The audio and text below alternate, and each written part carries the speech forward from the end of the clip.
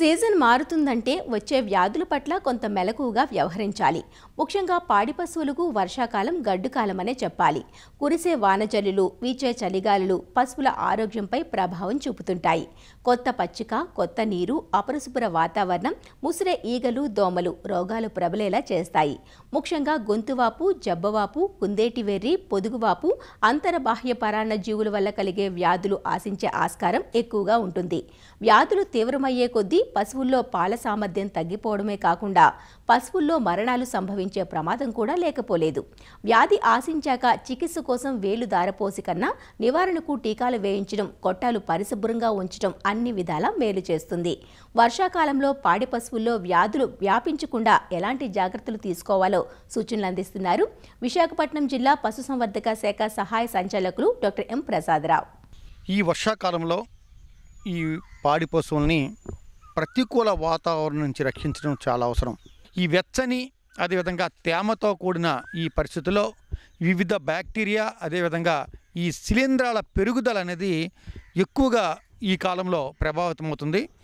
ఈ వర్షాకాలంలో ఈ తడిచిన వరిగడ్డి తినడం వల్ల ఈ పశువులకు ఈ డెగ్నాలా వంటి అనేక ఫంగల్ వ్యాధులకి లోనయ్యే అవకాశం అనేది ఎక్కువగా ఉంటుంది. అదేవిధంగా ఈ పచ్చిక బయళ్ళు మరియు ఈ గడ్డి భూముల్లో ఈ శిలీంధ్రాలు పెరుగుదల అనేది చాలా ఎక్కువగా ఈ కాలంలో ఉంటుంది. బూజు పట్టిన ఈ తడిచిన ఈ మేతను తినడం వల్ల ఈ పశువుల్లో అఫ్లోటాక్సిన్లు అదేవిధంగా మైకోటాక్సిన్స్ ఎక్కువగా ఉత్పత్తి ఈ కాలేయం దెబ్బతినడం అనేది ఎక్కువగా ఈ కాలంలో మనం చూస్తూ ఉంటాం. తొలకరి వర్షాలు పడిన తర్వాత మొలిచిన ఈ పచ్చగడ్డిని మేయటం వల్ల జబ్బవాపు, గొంతువాపు వ్యాధులు ఎక్కువగా సోకే అవకాశం ఉంటుంది. కాబట్టి వర్షాకాలానికి ప్రారంభానికి ముందే పశువులన్నింటికి కూడా జబ్బవాపు, గొంతువాపు వ్యాధి టీకాలని తప్పకుండా ఇప్పించాల్సిన అవసరం ఉంది. ఈ వర్షాకాలంలో ఈ పాడి మేతలను సక్రమంగా నిర్వహించడం వల్ల ఈ పోషకార లోపాన్ని తగ్గించవచ్చు. ముఖ్యంగా తేమ మూలంగా బూజు పట్టి అఫ్లోటాక్సిన్ల ప్రభావానికి లోనైన ఈ ముడి పదార్థాలని మేపకూడదు. అదేవిధంగా వర్షాకాలానికి ముందే ఈ ముడి పదార్థాలని కొనుగోలు చేసి జాగ్రత్తగా భద్రపరచాలి. అదేవిధంగా పశుగ్రాసాలను కూడా తగిన విధంగా నిల్వ చేస్తే మంచిది. అదేవిధంగా ఈ వర్షాభావ పరిస్థితులు, వరదల సమయంలో ఖనిజాలు అదేవిధంగా ఈ విటమిన్ లోపాలు రాకుండా ఈ ఫీడ్ బ్లాక్లను కూడా వీళ్ళంత ఎక్కువగా ఏర్పాటు చేసుకోవాలి. ముఖ్యంగా ఈ టీఎంఆర్ టోటల్ మిక్స్డ్ రేషన్ని తయారు చేసి నిల్వ చేసుకున్నట్లయితే అది ఎక్కువ కాలం నిల్వ ఉంటుంది. కాబట్టి విపత్కర పరిస్థితుల్లో ఈ పశువులకు మేత కొరత రాకుండా ఈ టీఎంఆర్ అనేది చాలా బాగా ఉపయోగపడుతుంది. అదేవిధంగా ఆరోగ్య సంరక్షణ విషయానికి వస్తే ఈ చిత్తడి వల్ల నీరు కలుషితం అవడం, నేల కలుషితం అవడం మూలంగా ఈ వ్యాధి సోకిన పశువుల నుంచి ఇతర పశువులకి ఈ వ్యాధులు అతి త్వరగా వ్యాపించే అవకాశం ఉంటుంది. గొంతువాపు, జబ్బవాపు రాకుండా ఈ టీకాలని ముందుగానే వేయిస్తే మంచిది. అదేవిధంగా ఈ వర్షాకాలంలో ఈ దోమలు, ఈగలు, నల్లులు, పేలు వంటి ఈ బాహ్య పరాన్న జీవుల ప్రభావం ఎక్కువగా ఉంటుంది. కాబట్టి ఈ బాహ్య పరాన్న జీవుల వల్ల బిబిషిసిస్, ట్రిప్నోజోమియాసిస్, థైలియారసిస్ అదేవిధంగా మైక్రోఫైలియారియా వంటి వ్యాధులు ఎక్కువగా ఈ పశువులకి వచ్చే అవకాశం ఉంటుంది. కాబట్టి షెడ్ల లోపల అదేవిధంగా పరిసర ప్రాంతాల్లో బోటాక్స్ వంటి ఈ క్రిమిసంహారిక మందుల్ని 1 లీటర్ నీటిలో 4 నుంచి 5 ml చొప్పున కలిపి ప్రతి 15 రోజులకి లేదా నెల రోజులకి ఒకసారి పిచికారీ చేసినట్లయితే ఈ బాహ్య పరాన్న జీవుల్ని నిర్మూలించడానికి అవకాశం ఉంటుంది. తర్వాత ఈ పశువుల శాలలో నీటి లీకేజ్ లేకుండా చూడాలి. లీకేజ్ ఉన్నట్లయితే పరిశుభ్రతపై తీవ్రమైన ప్రభావం అనేది కనిపిస్తుంది. అదేవిధంగా పశువుల షెడ్లో తగినంత డ్రైనేజీ వ్యవస్థ ఉన్నట్లయితే మూత్రము, పేడ కూడా ఎప్పటికప్పుడు తీసి సరిచేయడానికి అవకాశం ఉంటుంది.